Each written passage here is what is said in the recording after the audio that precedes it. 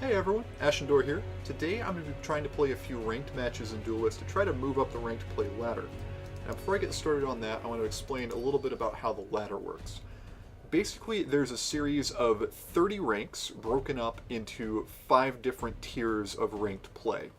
Starting off at the bottom at rank 30 in bronze, you move up basically by winning matches, and for most of the tiers, if you win at least 3 matches in a row, you get some bonus progression for maintaining a winning streak.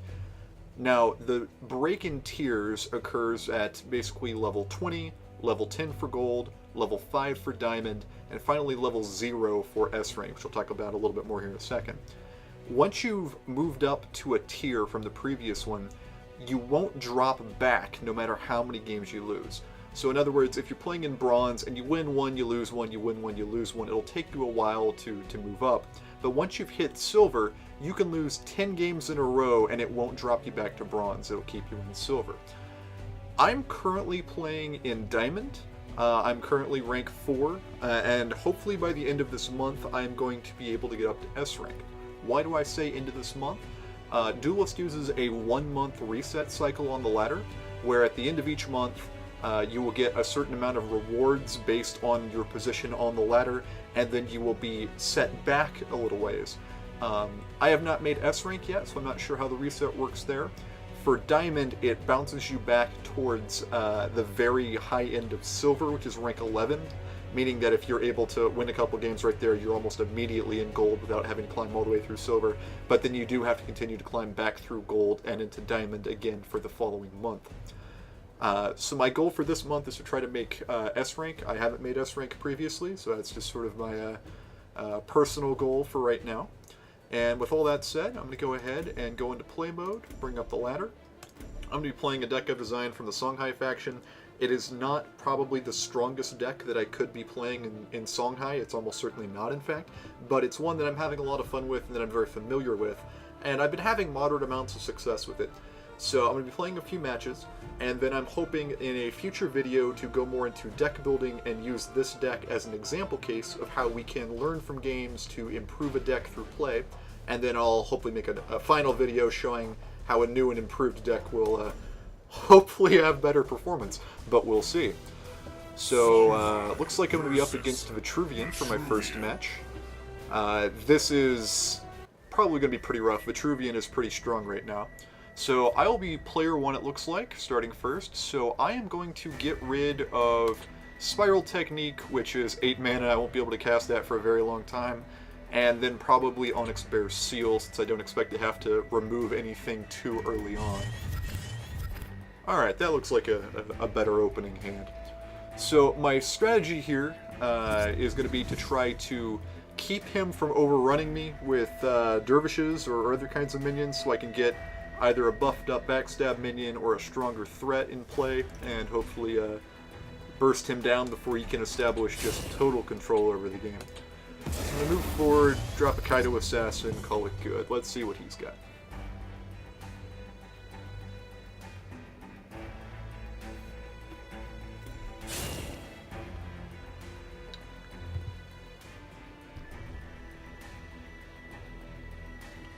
Alright, a Jaxi, and Healing Mystic.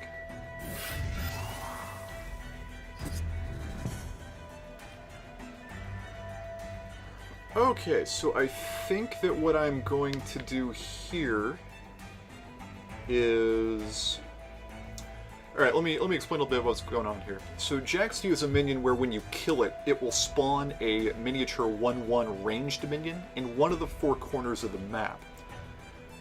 I've got a ranged minion I can drop here. I'm going to go ahead and replace this Onyx Bear Seal because I don't think I need it right now. Okay, so that's looking pretty good. What I'm going to do is move up here. I'm going to go ahead and hit the Jaxi. Okay, so because of that, what I am going to do is first drop my Key Beholder here, and I'm going to use its ability there. Then I am going to swap these 2 minions, move up and kill the Jaxi. So the idea there is I've removed his ranged threat, which will keep him from being able to ping down my guys. Moved his slightly stronger minion to a place where it's not particularly relevant. I've got my own ranged minion on the board, and although he's probably going to be able to kill this Kaido Assassin this turn, I've at least blocked him from directly accessing that mana tile, which may or may not be worthwhile. We'll see.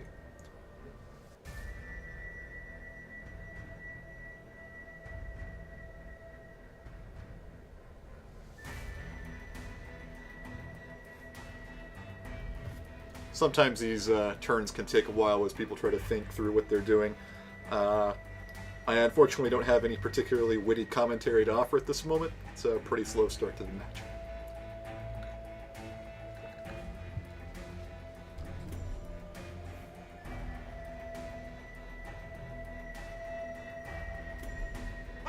Alright, so he is going to kill the guy. That's fine.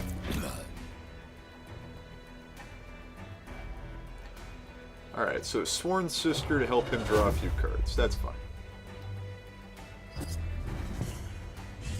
Alright, so there's a few things I can do here. Right now, I don't think that Nasher is going to do me a whole lot of good. Just because I don't have a whole... Alright, so I'm going to go with what is a fairly aggressive play. Now, Vitruvian has a removal spell that allows them to just straight up kill something that's near their general. And I am going to want to prevent that from happening if I drop a real threat. So I'm going to move up here. That mana tile will bring me up to 5 mana, allowing me to drop my Hamon Bladeseeker. I'm going to position him here. Or do I want to position him here? No, because he can still reach it. I'm going to position him here so that the general cannot get into a position where he can use Entropic Decay to kill him. I am going to move this guy down. And now I have a choice. Do I want to try to take out a minion, weaken a minion, or just go directly to face? And I kind of feel like I'm going to need to end this game fairly quickly. So I'm going to go ahead and hit him right there.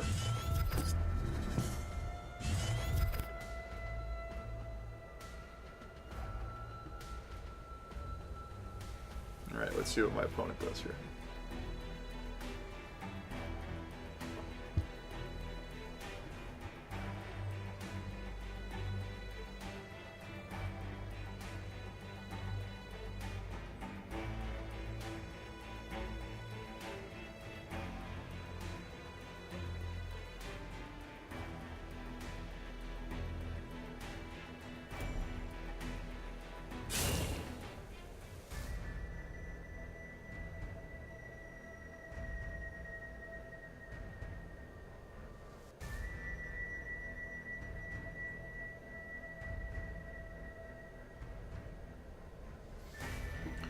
Alright, so we got a Nimbus in play. So Nimbus is a very powerful Vitruvian minion, where whenever it takes damage, it summons an obelisk nearby. Vitruvian obelisks each turn will summon small rush minions that disappear at the end of the turn, typically, to try to get in, do something pretty nasty to you. Let's see what I want to do here. I could drop Onyx Jaguar, inner focus it, move it up here, kill, move this up, deal damage, move him, go ahead and just... Actually, I think that I definitely want to do that. Except that if I use this guy to kill the obelisk, he'll die from the obelisk's ability. Crap. Okay, so let's do this. I'm going to move in here.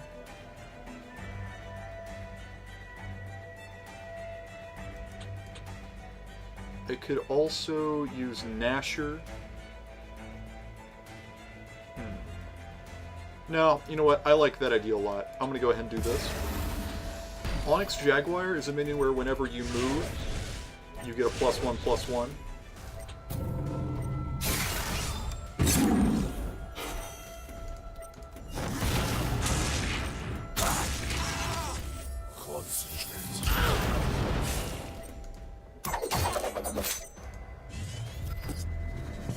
Alright. So, that's not terrible, I guess. I do have an Onyx Bear Seal in hand, which is nice because if he drops another Nimbus, I'll be able to just transmogrify it so that it won't be a direct threat. He basically needs to find a way to take out of my Haman and my Onyx Jaguar Key Beholder combo, or I should be able to do a decent chunk of damage to him relatively quickly.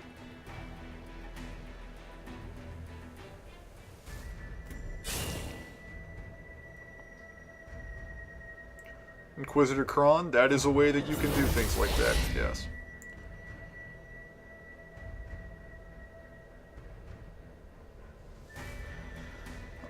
Unfortunately for him, that's not going to matter a whole lot because I've got the Onyx Bear Seal. Iron Shroud, okay. Ooh! Blast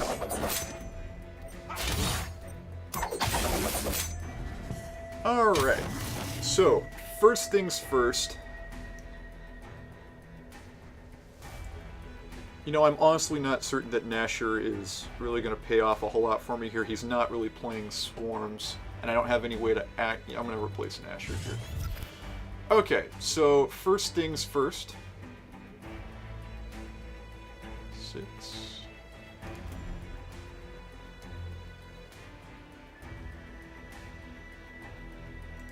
I am going to seal that.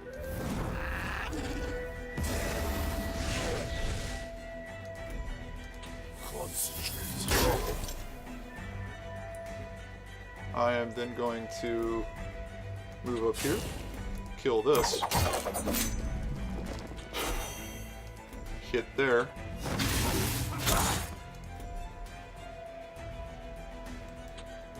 move him here. I'm going to drop the Fox.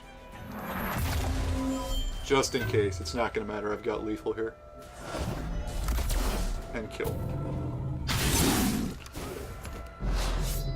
Alright, that went about as well as we could have expected. That's sort of the end game that this deck strives for, is to have them be kind of on the back foot and then able to present a couple significant threats simultaneously. Doesn't always work out quite that well, but it worked out very well in that particular situation. So here's what I mean by ranking up. You can see I'm at rank 4. Each of these little spheres will light up when I win a match, and turn off whenever I lose a match. If I lose enough to drop back, I will go back to rank 5. But because I am in Diamond, I will never drop below rank 5 until the next month. So I can afford to try out, at this point, a few interesting deck tweaks or stuff to see what works without too much worry about dropping far back. I do want to get to S rank though, which is why I'm not trying anything exceptionally crazy right now. I'm sticking with something I'm pretty familiar with. Let's go for a second match and see what else we can Hopefully not another Vitruvian. There's a lot of Vitruvian on the ladder right now. They're pretty strong. Songhai versus Songhai. This should be a pretty interesting one. Alright, first player again. And I actually like that hand pretty well. I'm going to go ahead and keep that. Generally what I like in an opening hand for first player is one of my early drops, either Kaito Assassin or Katara, just to get it down. And then Lantern Fox, Key Beholder are both really good, and then one of my later game threats. So Jaguar should be pretty good here. So okay, I'm gonna give him the little bow.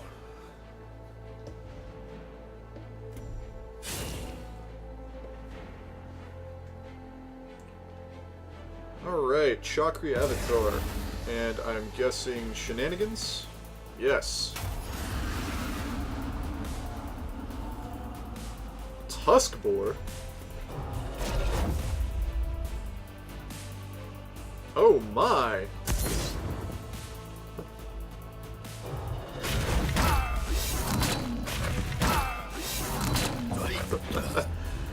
Oh, so this is an interesting start. Okay. First I'm going to replace Spiral Technique since it has no means of actually helping me with anything here.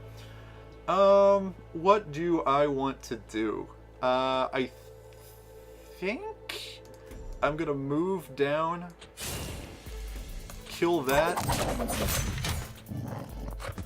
and then play key beholder here, prevent that from moving, and end the turn.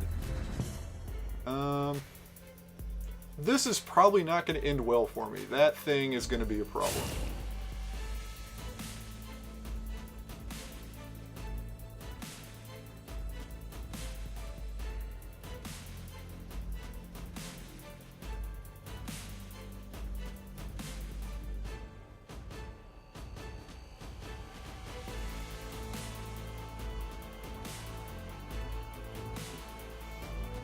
So I'm guessing what she's going to do is drop the second Tusk Boar here, move it down, trade with my Beholder. But the reason I killed one of the Tusk Boars is because I'm not sure that she's going to want to, yeah, alright, she's going to Phoenix Fire it. That's unfortunate. This thing is going to be a real problem. Place one of my Jaguars.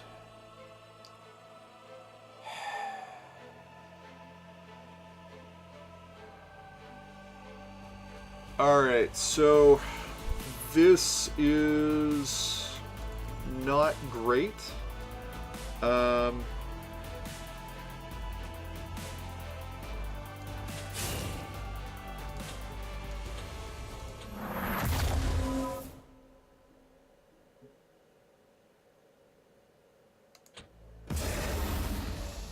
Alright, let's just stop it right there. So my hope is next turn I can drop an Onyx Jaguar, juxtapose one of these minions and use Katara's Backstab and the buff from Onyx to kill off this Chakri. But it's looking like he is not going to give me that opportunity. Lantern Fox down, okay. And Enter Focus, fair.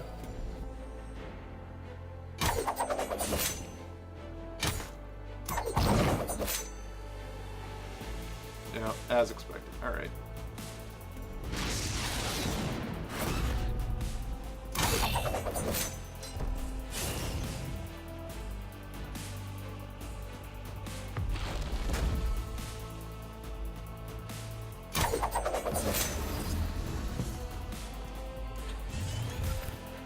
And still cannot get anything that I need there.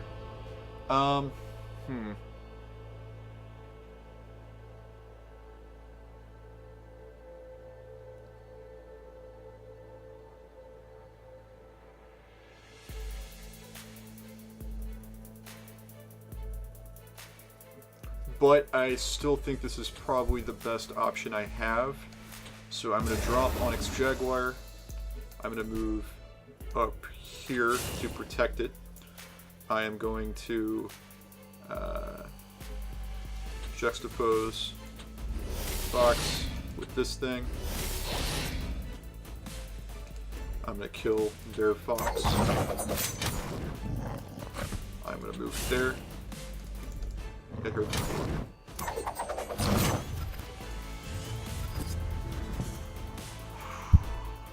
Yeah, I desperately need to draw that Onyx Bear Seal, or this thing is just going to murder me. So far I'm lucky in that she hasn't drawn a Killing Edge. Okay.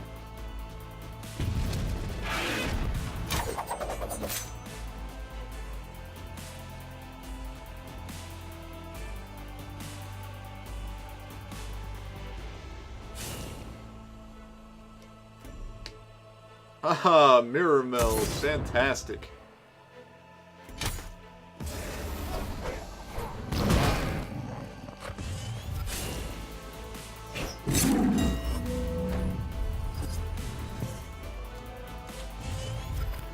Well, that would have been lovely.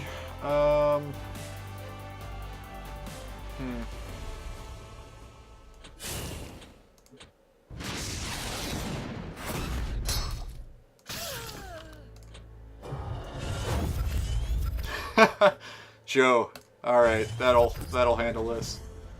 Oh, this is grim. Is what this is. Now, somewhat ironically, I should be able to drop Blood Rage Mask and then ping off the last 2 charges of her Blood Rage Mask, assuming I live one more turn, which is seeming increasingly unlikely.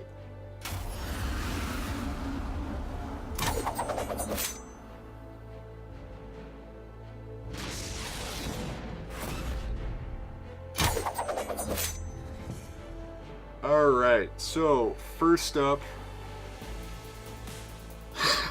first up, I'm dead. There's like no way I'm coming back from this. I'm gonna get rid... Okay, well, not quite there. Blood Rage Mask. Then I'm going to Onyx Bear Seal that. I am going to...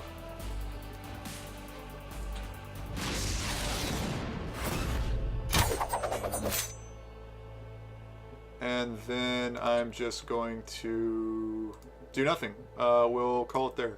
Sounds fun.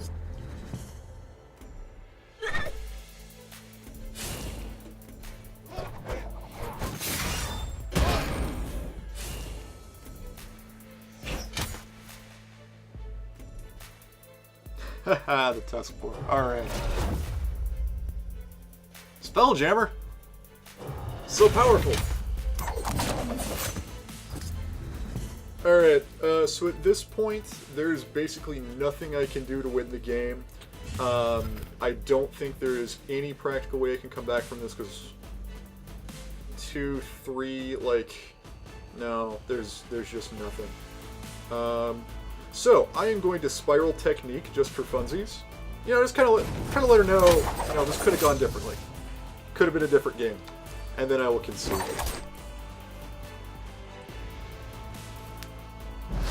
Alright, so when I mentioned earlier the deck I'm playing is probably not the strongest that I could be playing as Songhai, that's an example of what I'm talking about.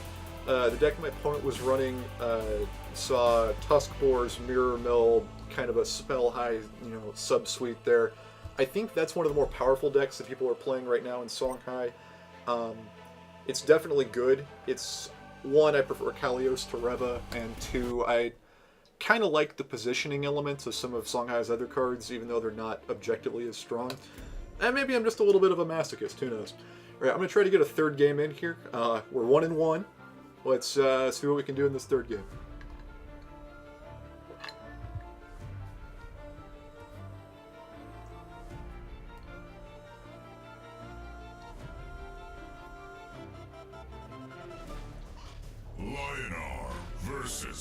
Alright, so we're playing Lionar based on the general selection of Sauron. I'm guessing it's going to be some sort of Helinar deck.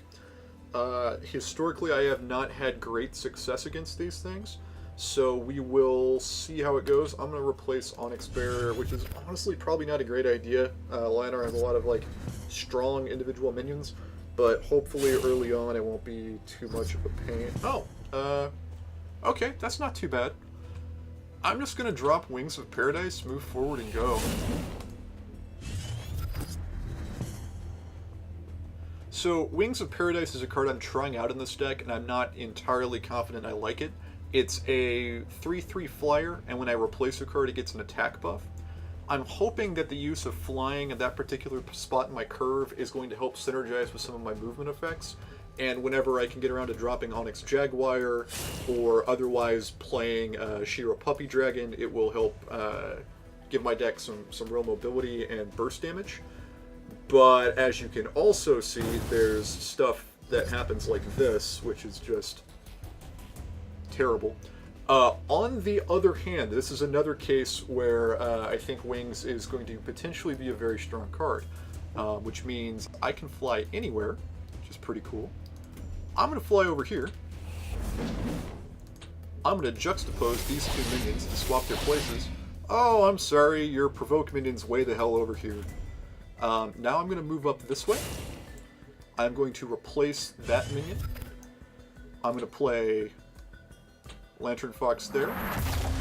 And I'm going to play Shiro Puppy Dragon there. I'm going to hit for 5.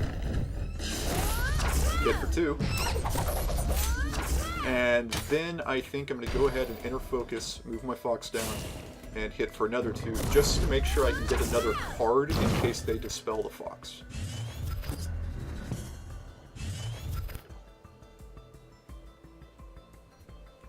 Alright, so there's a couple ways that Lionar can just wreck my board at this position. I'm hoping that with that amount of mana, they won't be able to effectively, because I think I think Holy Immolation costs 4, but nonetheless, this is kind of a risky position for me. Yes, please move away. Or, okay, that works too. You know, whatever.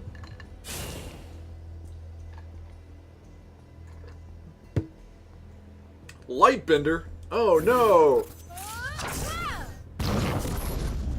Okay, so yeah, that was a good example of a way you can counter some of these things. That's honestly pretty okay though, because what I think I'm going to do is stay where I am, hit him, hit him. I am going to drop. Come on, Bladeseeker, right here, where the Provoke minion cannot get to him, and hit her for 3. So, with any luck, I can hit her with Haman and Phoenix Fire for lethal next turn. And I just drew a Spiral Technique, which will give me an alternate way to reach lethal. The problem is that Sauron has a lot of healing effects, so depending on what she's got in her deck, she may be able to heal up some of this damage. Which will probably put me back a bit. I'm really hoping she doesn't have Martyrdom, because if she can just kill this thing with one spell, then my board is not in a great position, even though it would heal me, and I'm gonna have to just start. Okay, yeah, so there's that.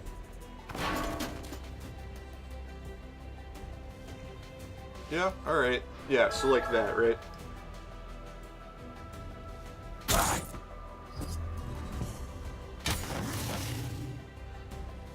Let me think about what I want to do here. I would like to be able to play... Okay, so I need to move here. Drop Sworn Sister on the mana tile, so I can get a couple extra cards. Oh, hello! I don't have enough mana, unfortunately. Damn it. Okay, that's fine. Because I am going to ping that for 3. Move up, hit it. Then I am going to blink Haman into that position so she can't hit. Well, she can if she moves forward there. Alright, and then in 2 turns, I will be able to Spiral Technique, so hopefully I will be... Oh, another Haman. Beautiful. Alright, what you got? Come on.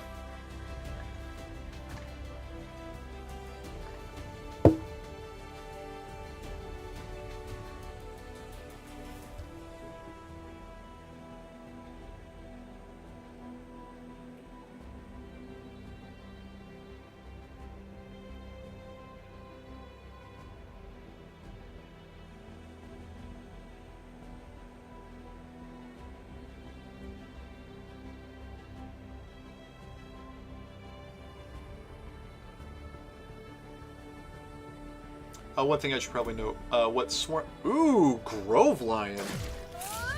Fun! Okay, so, this is pretty interesting, actually. What Grove Lion does is it gives their general force field. Force field is basically a damage bubble, where the first set of damage they take each turn is ignored, so you have to hit it at least once to be able to get any additional damage through. I can get rid of that by killing this thing, or by just bopping her a little bit. What do I want to do in this situation?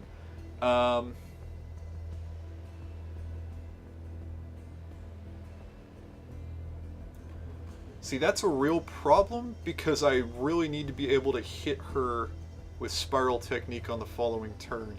But I don't think I want to exhaust my board.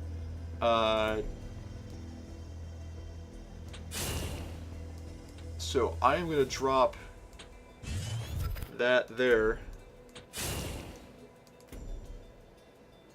and then move there.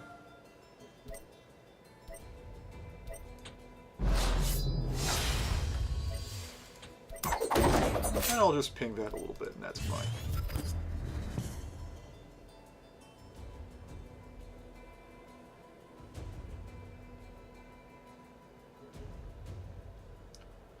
So I'm hoping that by playing Keshrite Fanblade, she won't be able to heal up particularly much. And I'll be able to hit her with something, even if it's with my new ranged artifact, and then Spiral Technique for the final 8. If not, I'm going to have to drop Hamon, which maybe I should have dropped last turn. Could kind of go either way. And try to punch through without it getting answered. She's got 6 cards in her hand, which has me a little bit worried.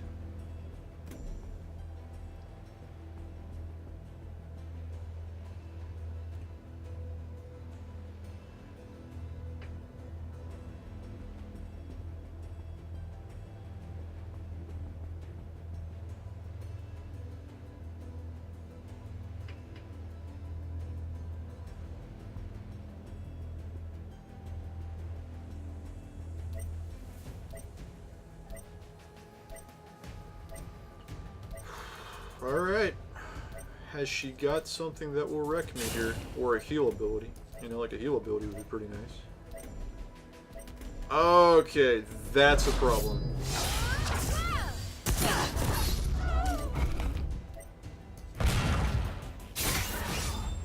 Oh, thank God. Okay.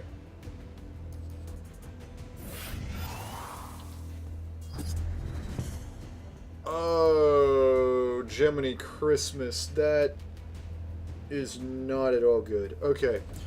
So here's the problem.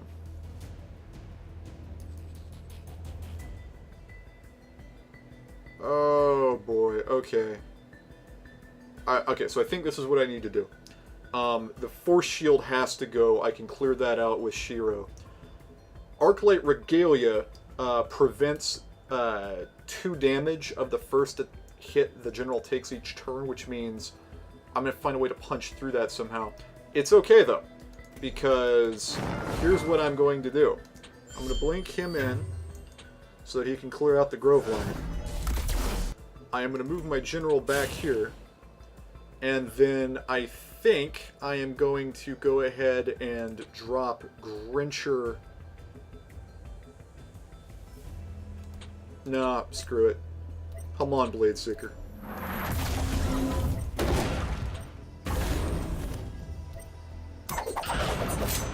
In fact, goodbye Grincher. I don't think you're going to be helpful here. Yeah! Kaido, why not? Anything to slow their progression down here.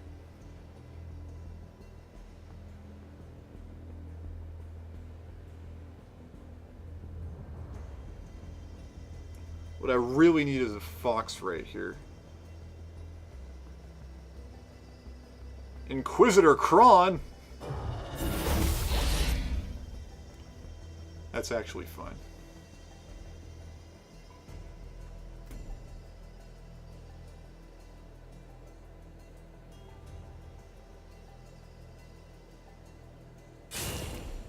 I question her positioning there.